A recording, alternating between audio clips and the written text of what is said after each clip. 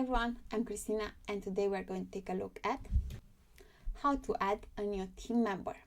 For this, let's first go inside Squirrly Social, just like so. Then we have to go over here to our name, account settings, then over here team members, and we have to send an invite to the team member that we want to add to this brand. We can see our brands over here.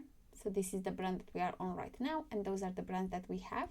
So let's enter the email address over here, and then all that is left to do is click on this button, send invite.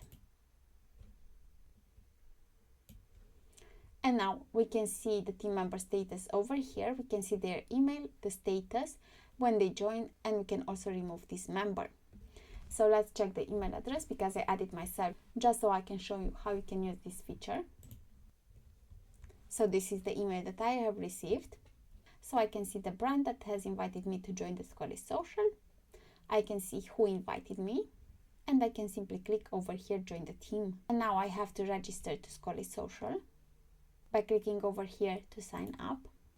So I have to register. I have to write a brand name over here, a time zone, my name, the email that I have received the invitation on, set a password, and then click over here to register. And now from over here, from account settings, by going over here to brand invitations, I can see my invitation over here. I can see what brand invited me, the status, when I was invited, and the action. I can reject the invitation or I can accept the invitation. So let's click on accept invitation.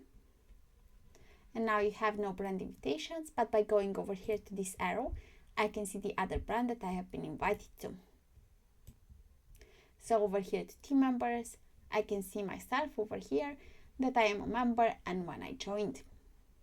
So it's that simple to accept an invitation, and it's that simple to send an invitation out in order to invite a team member.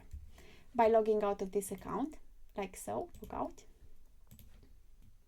and going back to my main account, over here to account settings, over here to team members, I can see once again my team member, the email over here, the status, when it's joined, and I can of course remove the member if I want to.